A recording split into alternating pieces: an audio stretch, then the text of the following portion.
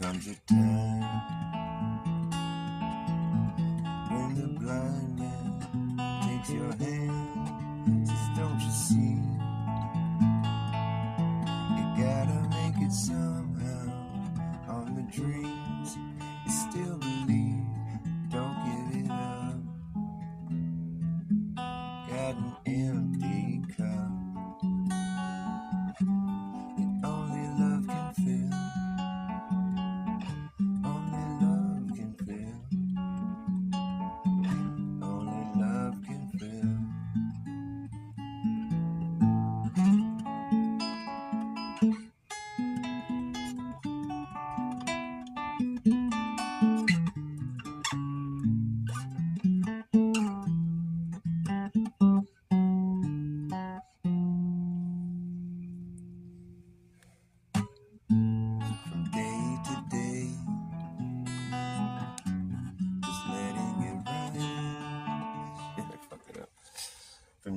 day to day, just letting it ride. Mm-mm-mm. Oh, hey, there's people here. Jeremy Bird, what's up? Salad, how you doing? Nice to see you. Salad's in the house. Got some salad in the house. Just playing some quiet night songs right now. It's a quiet riot. This is a quiet riot. Be quiet. We're rioting very quietly. I went walking all morning. The next verse was, yeah. From day to day, just letting it ride. It gets so far away from how it feels inside. Can't let go. You're afraid to fall. But the day may come when you can't feel it all. Comes a time when the blind man takes your hand, says, don't you see? Gotta make it somehow. On the dreams you still believe. Don't give it up. Got an empty cup. Only love can fill. Only love can fill. Only love can fill.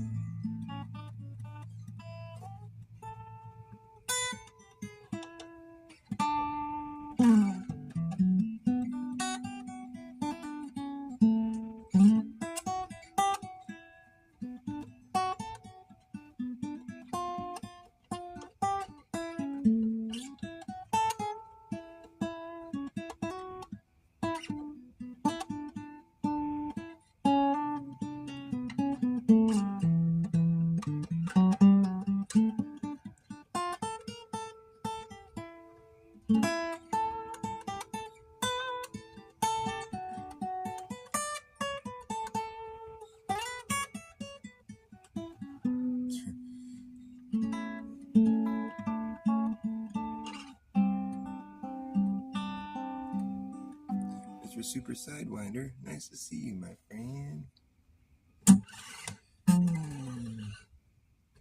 Forever Love. Well, I got all these friends in here. Nice to see you. Hey, how nice. I wasn't expecting anybody. You guys are cool. My guitar sounds like dog shit.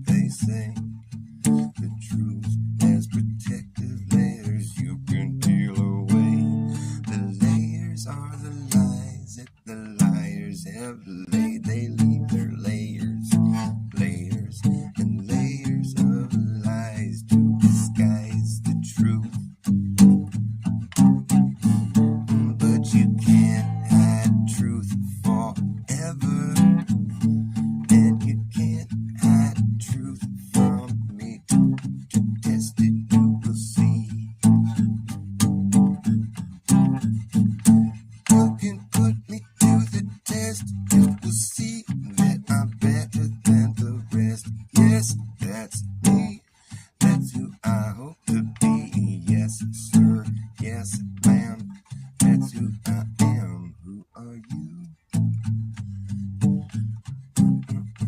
And do you know if what you're doing is fucking wrong? It's the long con, and it's the long con. It's been going on, long con going on. Hey, your brain's wrecked, trying to cash a rain check to buy a ticket to a train wreck. You better get your brain checked. You better step down from your throne before you're thrown down from the steps. Oh, that's what's coming next for you. If you test it, yes, sir, you guessed it. Long con going on.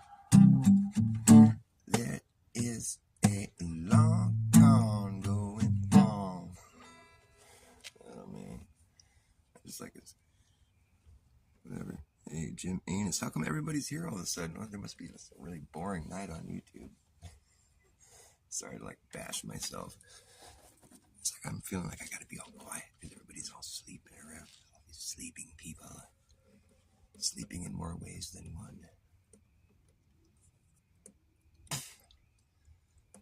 It's like, shh, do you guys know about the long con? It's been going on a long time.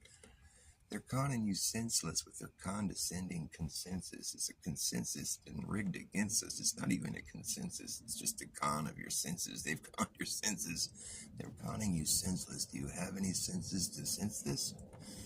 Since this is the case,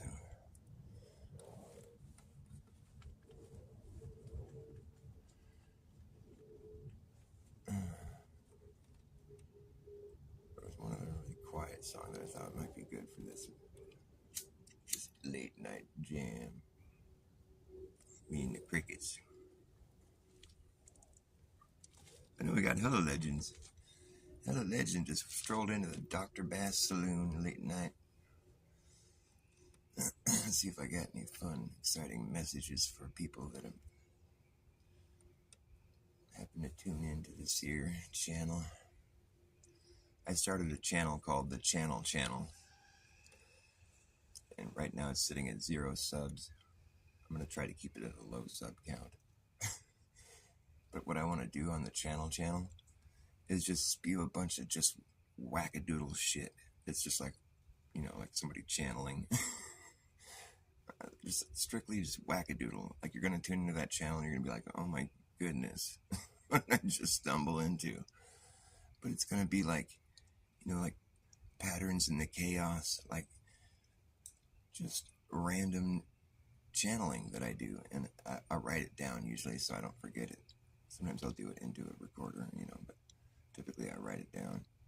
Then I'll just read out of a book. But I'll probably put some like abstract painting of mine or something and then read a bunch of weird words over it. A bunch of channeling. It'll be called the Channel Channel.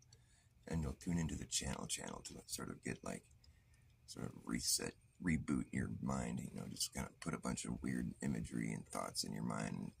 A lot of it is sort of like, well, it's Dr. Bass, you know, a lot of like reverse double negatives, fucking inverted concepts that make more sense. I used to do this thing where I'd think of cliches, you know, and then I'd like debunk them. Just silly, you know, like I would just think of something, you know, like roses are red, violets are violet. They're not blue. I don't have any good examples right now, but I used to do that a lot. I wish I could remember some of them. I just like, there's so many like songs and so many people just say the most cliche shit usually. It's, you know what I mean? It's like there's like, you know what I mean? That's a cliche right there. We speak in like cliches. We have like a language of cliches. A lot of times people use them, or it'll be like metaphors or mixed metaphors that snowball into a pile of shit or something, you know, just it ends up leaving you with this imagery that's like, what the fuck are you talking about? If you really were to take it literally. People that use like mixed metaphors without realizing it crack me up, actually. that'd be a good thing to look for, because I'll catch some people doing that sometimes. And I'm like, that's just so funny. Like, mixed metaphors just really confuse a person, especially if you're like listening carefully. You're like, of course, I don't have any good examples of it right now, but it's just stuff to look for.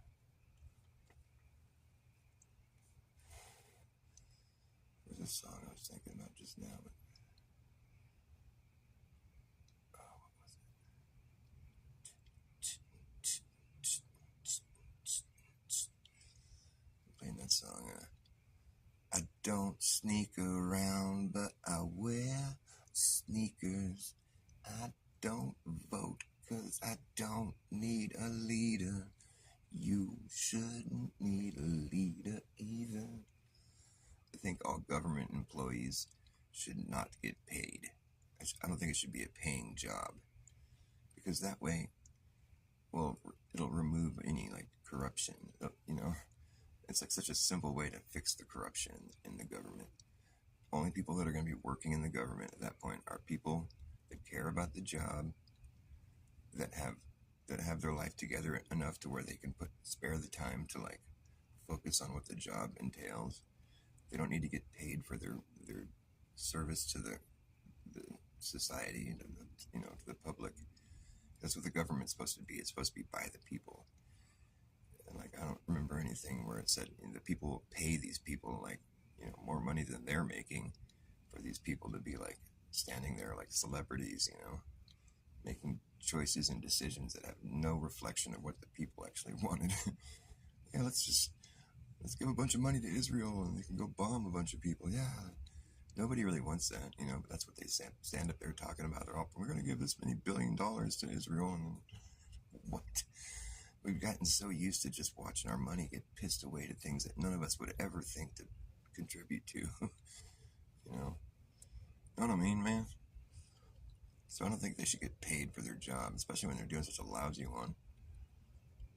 But just in general, like, I think it should be kind of like, it could be something where it's like court, like jury duty, where like everybody's kind of on the hook to do at least one governmental job throughout the course of their life, whatever it might be.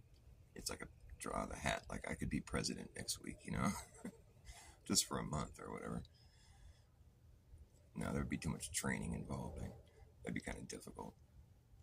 But like, less government, the better, really. We strip down the jobs that aren't necessary, and we just have people in positions of power, but it's not powerful because of money. And you can't like bribe a government employee that way. You can't like lobby, and like, you're not going to be able to get your agenda handled on the down low or whatever by giving them a bunch of money, because you can't accept bribes. That'll be the rule. Nobody gets paid while they're in a government position. And we're not going to call it government anymore, because we don't like the idea of having an entity that's above us. That means mind control. We're not really cool with that. So we're going to have to go ahead and call it just public servants. That way it's never lost on them exactly what their position is. When you say government, it's like, oh, I'm in the position of mind control. I get to social engineer everybody. No, I don't think that's what we want.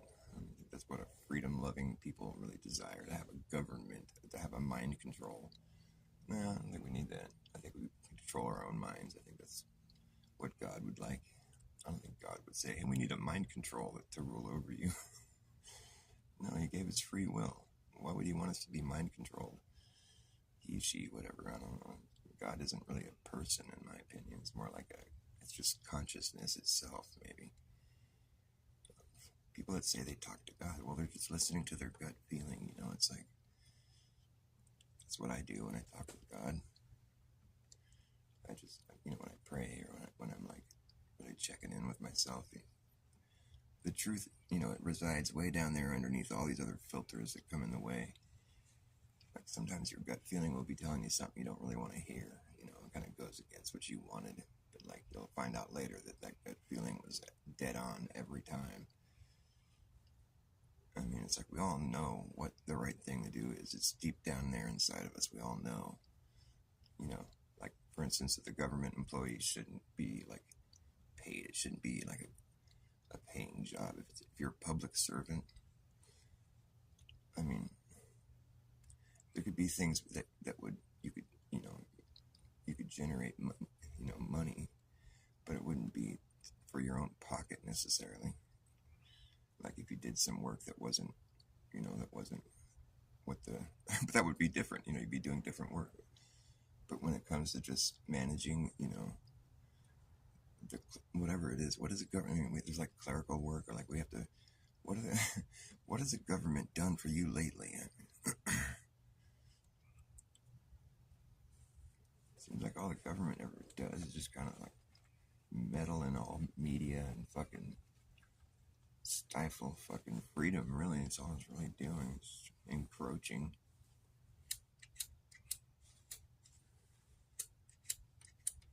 This thing's not dead. Okay.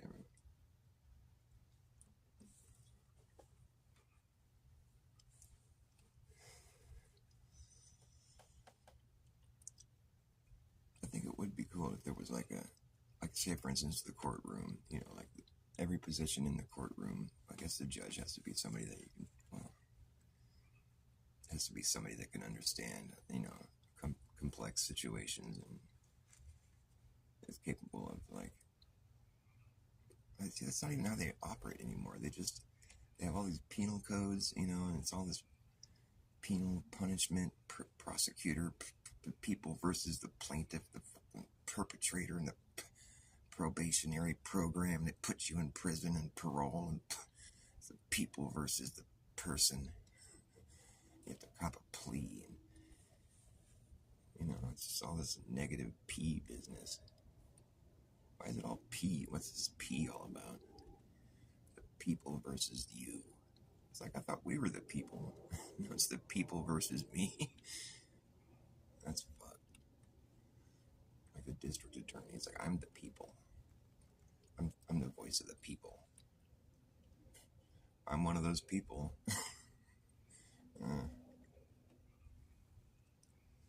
I don't know why I'm talking about this shit. The system is just like, it's like, it's built around the idea of like death. The mortgage, the fucking straw man. Like you have like this weird, like the way that they have the law set up.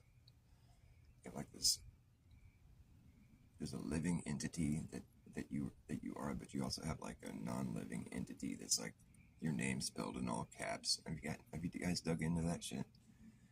Where it's like your name spelled in all caps is the straw man you. It's not the living you.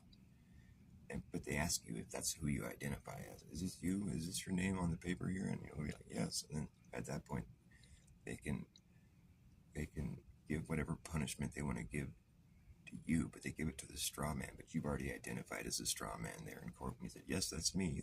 My name in all caps, that's me.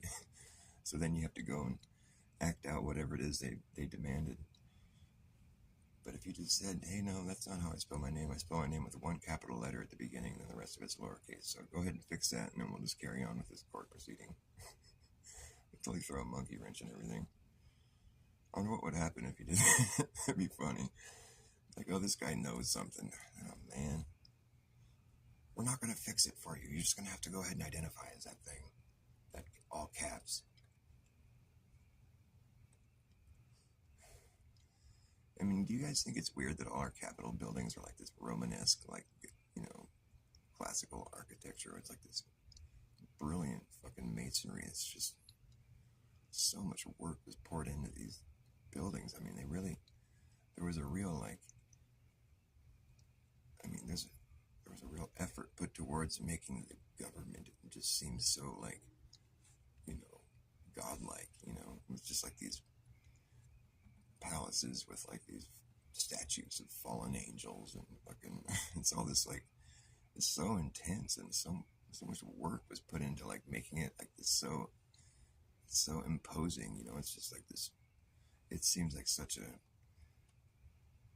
it's intimidating kind of, it's like where does that fit into the timeline? Like we have all these like stories of like the old West and like, living in shacks and stuff and like start from the ground up and like that kind of architecture is not what you're building when you're starting from the ground up, that's for sure.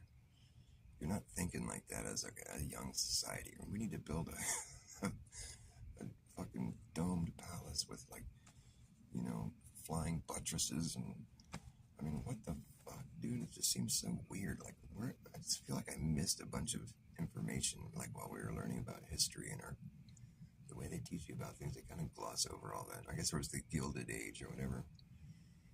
But I tend to fall more into the camp of like, you know, there's a strong possibility that there was a lot of infrastructure here already when we showed up.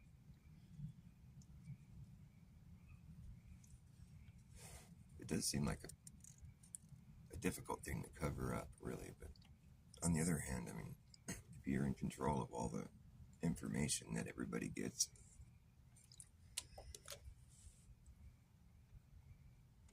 you can pretty much dictate. I mean, the whole idea with all these like fucking insane asylums all over the country, you know, there was a lot of insane asylums, a lot of orphanages.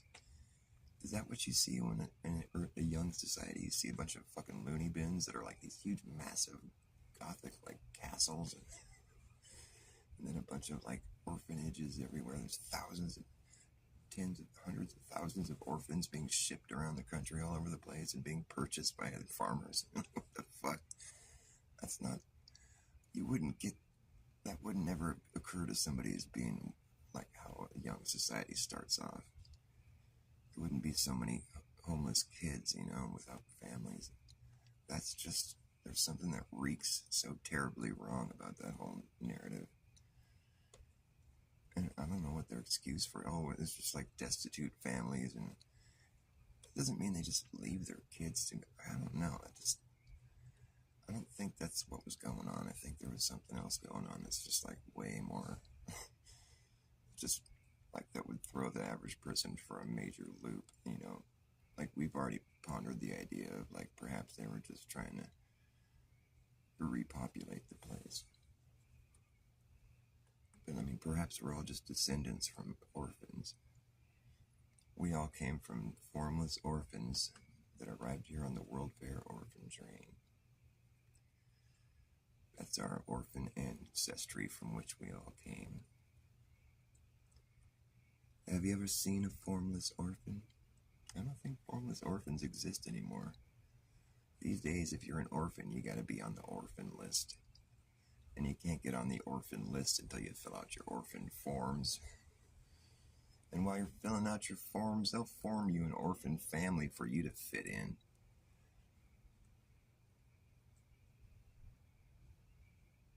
And if you, my friend, feel fortunate that you were not born into an orphanage, well, I feel lucky too. But I'm here to inform you of your orphan ancestry from which we all came. Yes, we were all born from formless orphans that arrived here on the World Fair orphan train. Have you ever seen a formless orphan before? I don't think formless orphans exist anymore. All the orphans I've ever known are always filling out their orphan forms. Their orphan forms.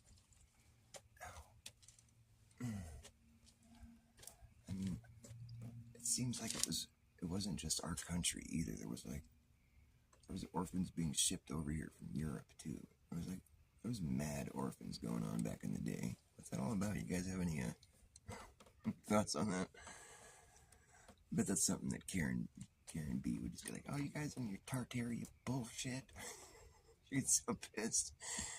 It's like, dude, it's fun, man. I want to think about things. And dude, our history is fucking weird, man. Like, I think about the fact that I'm a 6th generation Californian. And my sons, they're both 7th generation Californians. How long is a generation? Like, you know, between generations, like 30 years or something, is that right? 30 years per generation. Is that accurate? And so when you think about that, it's like, well, 30 times 7 is 200, right? 210. So if you're 7th generation Californian, it's like over 200 years ago. We didn't get into this state until 18 like the gold rush was in 1849. So, that was less than 200 years ago. And like, it wasn't like we didn't obtain California right away. I don't think that's how it worked. I don't know what year California became a state, but San Francisco was already a city. Like, the Spaniards had already settled in that area. Like, I remember reading somewhere that we took control of San Francisco in like 1870 or something like that. And it's interesting. It's like there was a bunch of tragic fires that happened all across the country right towards the end of the 18th century. And well, what's interesting in my opinion is that dynamite was apparently invented in 1867, which is right before every major city in the country was left a pile of rubble. And it's just weird timing, And you find out that these great fires, they weren't terrible fires, they were great fires. The Great Fire of whatever city. And it's like, but then you look at the pictures of the aftermath, and it's all this like piles of rubble, like all these fucking masonry buildings that are just all collapsed, and it's just like a bomb was dropped or dynamite was lit off. Well, it turns out if you dig into these fire stories, they were using dynamite in attempts to make fire breaks, they say. Fire break. Like, who in their right mind would be like watching their city burn and thinking, oh, you know what, we should go light off some dynamite. Maybe that'll help. It doesn't check out. Like, if you look into the San Francisco earthquake and the fire that happened there, I was talking about this the other night. It's like there's this stuff they were making back in the day called giant powder. I think it was before dynamite. Apparently they were using it for mining, which that makes sense, but it's super explosive and like giant powder. What a weird name. The picture on the logo on the company was like a big giant shaking hands with like a little person our size. I don't know why they call it giant powder, probably because it made a big explosion. But there was like these factories where they were making this giant powder, and there was one up in the South Bay here in the San Francisco area. And apparently there was some accident that happened where the janitor like did something one night and it blew up the whole factory and like killed a bunch of like Chinese immigrant workers that died in the explosion. But it was such a massive explosion. It was felt all around the bay, like people in Oakland, all the way across the bay. Oakland's in the East Bay. The factory's in the South Bay, like, on the other side of the water. And people in Oakland said their houses were shaking so badly that pictures were falling off the walls. They thought it was an earthquake. But it was just an explosion from the factory blowing up on accident. And this happened like before the big earthquake, And I think it happened twice, actually. I think the factory blew up twice, if I remember correctly. Or maybe it was another factory that blew up. I forget. But so these massive explosions, it shook the whole fucking bay. All the way over in Oakland, it was shaking. It's like, it's far away from just one explosion or whatever. Like the factory blew up. I'm sure it was more than just one bang. But the point is that they basically created an earthquake with that explosion. People in Oakland thought they were experiencing an earthquake.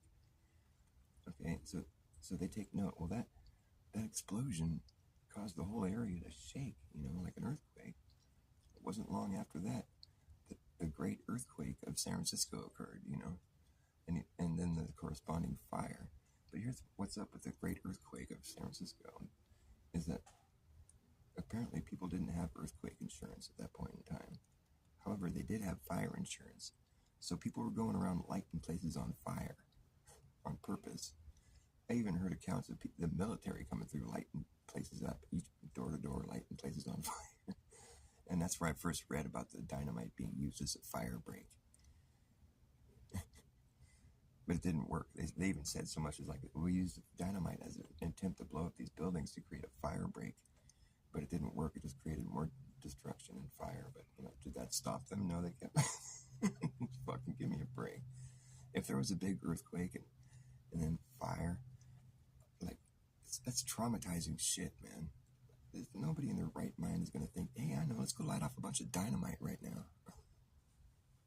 Everybody's running for their lives, Dude, when a big earthquake hits, it's traumatizing, man. It fucking jars your whole reality. Like, you're just like, God, you just immediately your thoughts go to like, God help us, You're not thinking, let's go blow some shit up. You gotta be really fucked up to be thinking like that. So the way the story is told doesn't check out. It's like any other story that's being told. It's like, there's something they're trying to convey to you that all the details don't add up to make that story check out. Like the moon landing, for instance. It's like if you take every step of the moon landing and you just tell the story, like it ends up just seeming like so wackadoodle, like shit that just didn't happen. Like these guys get on top of that fucking rocket. You know, you'd have to be insane to want to do that in the first place. It's fucking insane. And it's not like they've all been like perfectly safe launches. I mean, we've seen plenty of fucking crazy explosions, and they're sitting on top of a fucking tower full of fucking explosive rocket fuel, and they're gonna blast off the Earth and leave the atmosphere. They orbit the whole Earth once at least, or a couple times, and then they slingshot off the Earth's gravity. It's a maneuver, and it shoots them out towards the moon, you know, and they don't have to use much gas at that point. It's, you know, for 3 fucking days in a little tin can with 3 dudes, you know, like, whee! In our spaceship, you know, they're leaving the Earth behind. The atmosphere is blank. There's no air out there, you know, you're in a vacuum. Just for 3 days, you know, moving like 25,000 miles an hour or something. I don't know how fast. They were going really fast, right? And the Earth's just like fading in the distance, and you have no atmosphere where you're at. You're in this little creation of NASA's, you know, you're like relying on their life support to have air to breathe. You know, and these guys are all jovial the whole time, all having fun. You know, they get to the moon, they're like orbiting the moon. Okay, now two of us are gonna descend in the limb down to the moon's surface while you just continue orbiting here in the spaceship. So one dude's orbiting the moon while they drop down to the moon in this little fucking janky ass limb. You've seen pictures of it. Give me a break. They land on the moon and they drop down like 4,000 miles an hour, some crazy speed. They land safely. Never flown never flown in those conditions before. The limb had never been tested in that environment before. They landed it just fine. Yeah, you know, they depressurized the limb, and they're in their spacesuits for the first time on the moon. They'd never tested these spacesuits. This equipment had never been tested in that environment before. It was the first time. You know, they pull it off the flying colors. They depressurize the limb. They're in their spacesuits. They're testing them for the first time on live television in a vacuum. You know, it's like they depressurize the cabin, so that spacesuit better not have any fucking problems, because they're just gonna. It's a real claustrophobic feeling when you think about it. They're like, okay, we're on the moon in our fucking spacesuit. Like, your atmosphere that you have while you're here, you know, it's like, you take it for granted, you know. It's like when the only atmosphere you have at that point is all within your outfit that you're wearing, and it's like a machine that's, you know, it's like machines break, you know, and they have problems, especially with like new technology that hasn't been. There's still things that, you know, little kinks that need to get worked out, you know, but no, not these. No, they don't fuck up when it comes to shit like that. You know, they're all jumping around, fucking falling over. Whoa. Dude, if you break something in your spacesuit, man, if that thing stops working properly, you're not going to be going fucking around, man, you know? And you're going to be nervous. I don't care what kind of person you are. You're going to be like, we're on the fucking moon. This is crazy. I want to go home. I don't want to be here anymore. This is scary, dude. Like, I'm going to get out of the limb. We're going to go walk around and look around, and we'll just grab a few things or whatever. We're going to get the fuck out of here. You know, but no, they're playing around. They take a nap in the limb, you know. They depressurize, repressurize. We're getting in and out. You know, you can't ever have a moment where you're exposed to the environment. So you have to take off your spacesuit inside, you know, like depressurize inside this little fucking teeny limb. It's all cramped, you know. Then we're gonna go out on the moon and go fuck around and put our spacesuits back on. You know, you never can be like exposed to the environment at any point in time, you know. But they have to get out of their craft and like get back in and out, and it's just like so much air that they have to breathe for 6 days that they're gone. You know, where are they getting all the air? I mean, I'm assuming that it's a resource that they had to have brought with them in order to. I mean, you don't have like an Acme air machine. You know, they have an Acme rocket. And you just press a button, and you have air on demand. How do they provide 6 days worth of air for 3 dudes? So what kind of resource is required in order? I mean, is it water? Like, how do you make air in a situation like that? I don't know. It's funny that I don't know that, because I'm fascinated by this topic. Well, I'm fascinated by the fact that they would fake something like that. It's not real. I mean, I don't think anybody really believes it anymore either.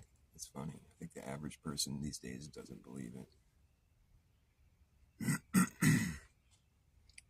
So then they get back in their limb, and they're like, they have to blast off the moon in this little fucking janky ass little fucking limb, you know. That thing, the thrusters on that thing was pushing them up like fucking 4,000 or 5,000 miles per hour.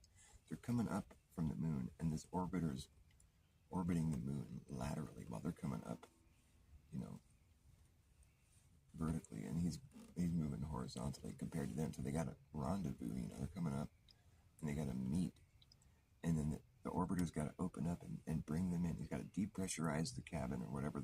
It's gonna pull this limb inside their spaceship and close everything back up and be all back inside the ship. You know what I mean? That's maneuvers that had never been practiced before. Once they could never practice that once.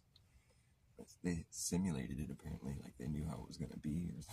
No, man, there's a lot of data there that you would have to have like acquired in order to know exactly how it was going to be. And it just seems like a fat chance, and for them to pull it off with such flying colors every time. And granted, there was one that they didn't land, and you know they had to turn around. But here's something I was thinking about: they canceled the Apollo missions or whatever before it was done. But they successfully landed on the moon 6 times. You know, it's like 12 different people that walked on the moon, and then allegedly, according to the story, and then they stopped going. They stopped at like Apollo 18 or something like that. 13 didn't make it. They made it to the moon, but then turned around and went home because of some technical thing. But there was still 19, 20, there was still like 2 or 3 missions left. Like, because each mission had the whole thing. Like, it had a limb, it had an orbiter, it had the rocket and the booster and everything.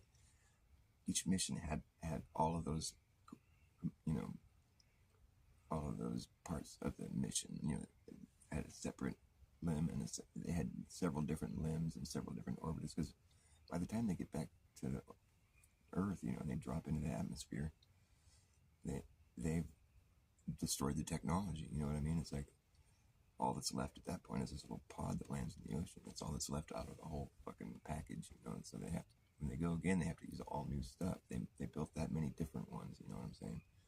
So when they quit the program early, they still had like 2 or 3 other ones left that they hadn't used, like the entire mission, the limb, the orbiter, the rocket, all the equipment that was needed for an entire moon mission. They had at least 2 of them left over that never got used. And what? So they destroyed those? You know what I mean? It's like they say they destroyed all the technology. Why would you do? They were unused Apollo mission. You know, all the equipment that was made. You know, they just destroyed that too. I mean, why? You think you would have hung on to all that shit? I think that's a part of the story that I haven't really thought about too much. And it's like that's weird. You had 2 missions that were left that you didn't use. So there was all this equipment that was left over that didn't get used. And they destroyed that too? I understand how the other stuff got destroyed because they used it, you know, it's like it burns up. But like they had 2 unused missions that they, what happened to that stuff? right when I asked that question, all the crickets stopped. It was funny. They're like, I don't know, what? You got the answer? But they destroyed it. Oh, brother. And, you know, it wouldn't be such a painful process if you guys weren't so fucking retarded. You know what they did? I think they just took all the. This is what I mean by destroying the technology. They just threw it in the dumpster out back and lit it on fire. Like, don't let anybody see that shit. It's like a bust. Burn it up. The Apollo moon missions. But what do they do with the ones that didn't get used? They just fucking threw them away.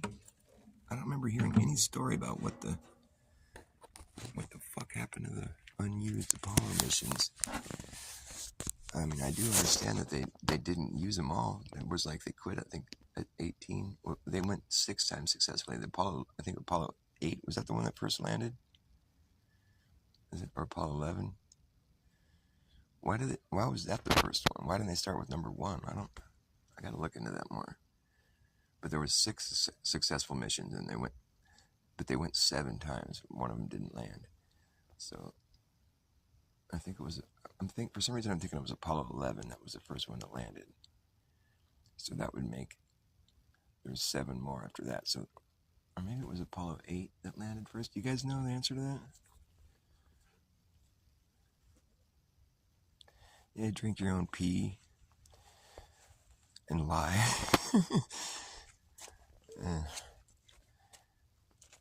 Yeah, it's not true.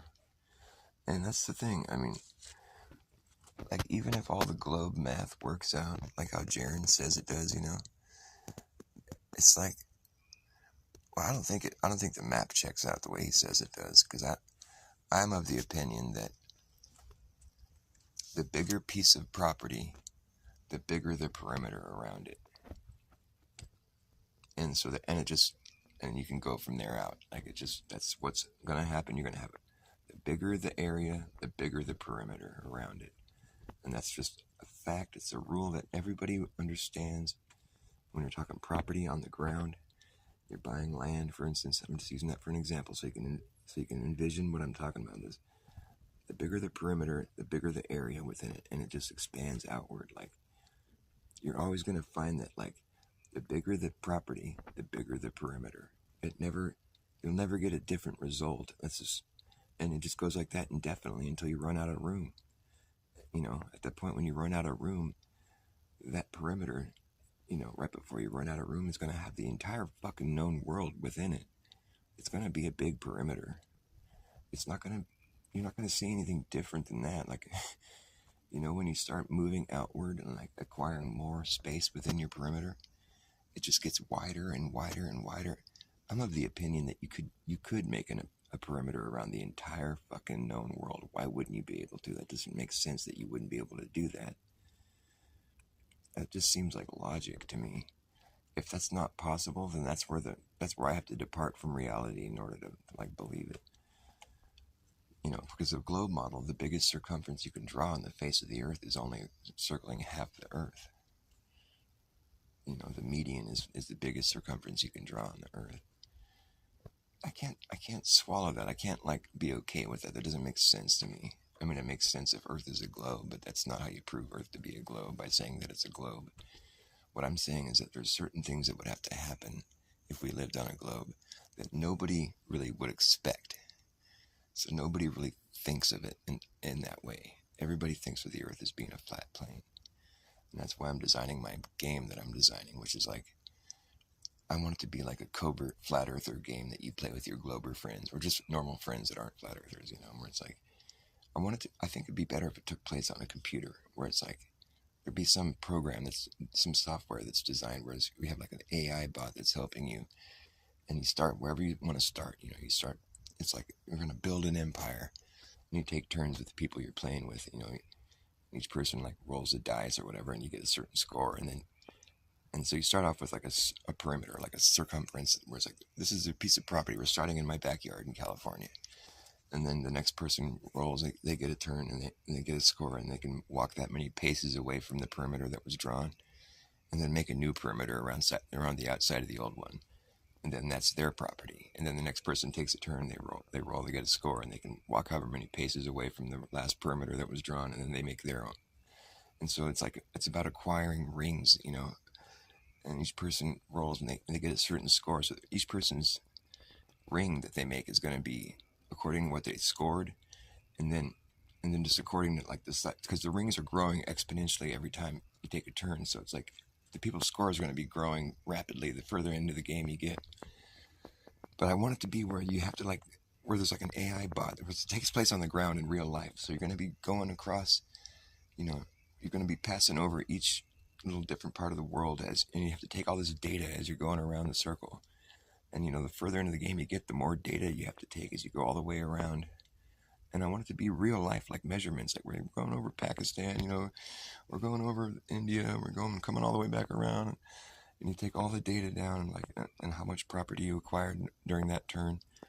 Next person goes, and you keep moving outward. It's like expanding outward, and you're just going over the real world places and taking all the data of the measurements. And I think it would really find by the end of the game that your perimeter is 100,000 miles around in circumference.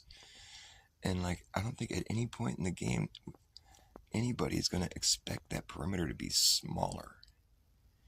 No one's ever going to be like, how come it's not shrinking? How come we're not getting a smaller perimeter? Because you're adding more area every time. Well, how come it's not shrinking? I don't think that's a response you're going to get from anybody that's playing this game. Because they're just expecting to acquire more every time, because that's how reality is. In the real world, when you got boots on the ground, when you have a piece of property that's drawn out, you know for a fact that when you go draw another property line around the outside of it, it's going to be a bigger perimeter and you're going to have more property. So if you're playing this game, you get caught in the moment where you're just acquiring property and it keeps expanding out. You get used to you see a pattern forming. It's like the perimeter gets bigger and bigger each turn. And at no point in time is anybody going to expect that perimeter to start getting smaller. And it's going to take place in the real world, where you're going over real countries and real oceans and going all the way around and taking the exact measurement that's provided. The part that's tricky, though, is where it gets over the oceans, because I know that that's where it's going to get tricky, really, because we don't have any way of knowing, and they're going to give us the globe measurements for that. But I don't want the AI to ever refer to a globe map. I want it to be on the ground level and just... Yeah, that's the problem with this game, is that we don't have the measurements for the oceans, and they're gonna feed you some bullshit mileage, But that's my opinion, is that you can make a perimeter around the entire known world. I don't see why that would be impossible. That doesn't. Of course you can, right? But I think if you're a glober, that you have to disagree with me on that. Because if you're a glober and you understand that the Earth is a globe or whatever, you know that you can't make a bigger circumference than the 25,000 mile circumference right there at the median. And I do understand their point about, the sky. It does seem to give you the impression that there's a spherical thing happening, but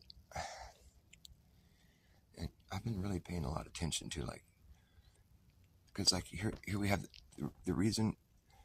You know how they say the sun moving through the sky is the result of the Earth spinning? And they tell you that at the poles there's no movement, because, you're spinning in a circle allegedly, but you're not traveling anywhere, because it's just like, if you were spinning a ball on your finger, the pole would be where your finger is, it's so theoretically the sun would just be sitting in one spot above you in the sky at the pole. However, the Earth is tilted, right? And so the tilt is what causes the wobble. And the wobble is what causes the sun to circle and not just sit there in one spot. And then way above the sun, you have Polaris up there, and it's making a little teeny circle. It's the same circle the sun's making, but it's just way further away.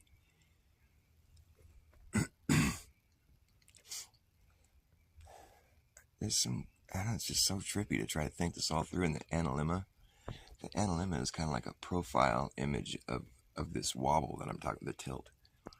Because when you think about a ball that's tilted, it's spinning, but so it causes a wobble because it's tilted away from what it's pointing at, which was the sun. So it's never the sun's never just sitting in one spot in the sky above you, because you're tilted, which causes a wobble. You following me?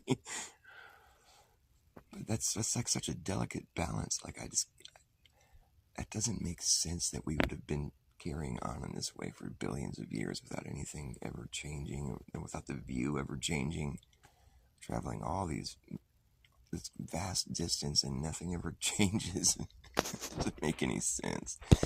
You gotta just be there's a certain point where you just have to check out and just accept that there's somebody smarter than you that went and crunched all the numbers. But the thing is, people have crunched numbers. There's some really intense measurements that have gone into play here. They've figured out all the angles of everything, and there's but it's all observations from the Earth, and this is old. The information goes way back. We know all the eclipse cycles and everything. We're on a solar calendar, I think. That's why the calendar is all fucked up. But it all breaks down the way it's there's a circle. We're dealing with circles, 360 degrees, 360 days of the year. But there's a remainder, it's I don't know if that's because of pi, it's it's not an even amount. But it's 360 days of the year, and it's 24 hours a day, and there's 24,000 miles circumference, they say the Earth is, but it's just that's the that's the circle the sun's making, the largest circle the sun makes, 24,000 miles around. It's 24 hours a day, so it's moving 1,000 miles an hour. And, a circle is 360 degrees or whatever, right? And is that right? So it's 360 days a year. And the tilt, it's like the math is all really, we're talking about real measurements and numbers, but it's like, but all the same, it's still measurements that are taken from the ground. I'm still having a hard time with the 24-hour sun in Antarctica. I just feel like maybe it's not real. But then again, it's such a perfect system. We don't live on a ball, dude. But there is a cycle taking place, which implies a circle, which implies an enclosed system. I don't think I think there is an infinite plane that we exist within, but I don't think the Earth is infinite in that way, because it's a cycle that repeats with cycles that repeat. But it's like, there's like a shape that's being created, by the sky patterns, the sky clock. And there's probably one big shape at the end of all of it, and it's probably the shape of like an infinity symbol, because the analemma is kind of like an infinity symbol. It's like these braids that are being woven throughout the sky, by the lights. It's really interesting. But the infinity symbol, it's like a forever loop. Like, I might be of the opinion that this has been here ever since. Like, it's just, there was no beginning, there's no ending. But there's people that say they can trace the eclipse cycles back to year 0. And this is like, we're in like the year 6,209 or something like that. But I don't know if that's enough time, personally. I feel like that's, because when I think about it, I've lived 50 of those years, It would deplete, it's like you could count back pretty quickly. It seems like it's not that much time, really. It's a long time. But just for all the things that we know, like, perhaps we were gifted with all this information when we first came into this place. It's such a travesty that we've lost, that there's information. Like, who were the first people here? Why wasn't there an extreme like effort being put forth towards it, maintaining that information, that knowledge of what it was like when they first showed up here? Or that's what the Bible is, but it's like it's all veiled in like allegory and stuff that doesn't quite. I don't know. I mean, I just have a hard time with the whole fact that we've lost all that information about how this all started, like where we came from. Like, they got us all being taught that we've evolved from pond scum, over the course of billions of years or something. Like, man, it's such a joke. Something else happened. Things do adapt, but evolution is just, it's a crackpot idea. They've taken us off the divine, and then put us in this like idea of just random, like this just happened, just accidentally, or it's just by the luck of the draw kind of thing. This is just the stuff that happens, just when things are just let go. I don't know. It seems like such a massive effort being put forth to like avoid the idea of a creator when we live in such a perfect system. I mean, it becomes comical, the lengths that are being gone through to avoid just identifying that reality, that this is an intelligently designed system that we live within. I mean, and just take all this, your soul and your spirit and everything, you're taking it all for granted when you just say it's like an accident, that it's just like we just got lucky. Steak and onions, that sounds good. I was talking about meat being like the forbidden fruit. Don't get me wrong, I'm a meat eater and I like eating meat. But I've also been indoctrinated into thinking that's okay. I try to be objective about it, and it's like, you could imagine that, like, if there was a point when we didn't eat meat, or we had to like make that leap into that. We see other animals eating meat, and we're like, oh, maybe we can do that too. But you would have to sort of make a conscious, like, you have to sort of go to the dark side almost. I'm going to kill this animal and I'm going to eat it. You know, I see them doing it. Why can't I do it? And like, but I think what might have happened in the case where if you want to take the forbidden fruit as being like allegory for like eating meat, it's like man gets a taste for blood. You know, it's like that's when things you learn about, you know, the knowledge of good and evil or whatever. And like, what I think is interesting is you see like, you know, a woman would be watching another female animal give birth, and the animal will eat the placenta, you know. And so the woman might think, oh, maybe I should eat the placenta. You know, that's what the animals are doing. So the woman would be the first person to eat meat, technically. You know, Eve or whatever. And it's like, it's kind of a good, it kind of makes sense almost, really. But I'm not about to stop eating meat or anything. I kind of like that idea, though, because I've never been able to really understand why there'd be like a forbidden fruit, or what are they talking about? You know, what's the real meaning behind that? I think maybe it could be meat that they're talking about. But don't let me ruin your steak dinner. I like eating meat. I'm not trying to talk shit about meat eating. And I happen to know for a fact that I would kill an animal if I was starving, because I've been starving in the mountains before, and I had to hunt in order to stay alive. There was a lot of fish. We ate fish. But I was hunting wild grouse. I was sharpening spears. I was all about it. I was having dreams about eating wild grouse. It's like chicken, you know. I was like, I'm going to eat some chicken. I was like so hungry. Oh, man. Well, I just thought I'd spill some thoughts out there since I had a few of you in here. I'm going to go to bed, though. I love you guys. Don't be strangers in my echo chamber. Buried your placenta? You're cute forever, love.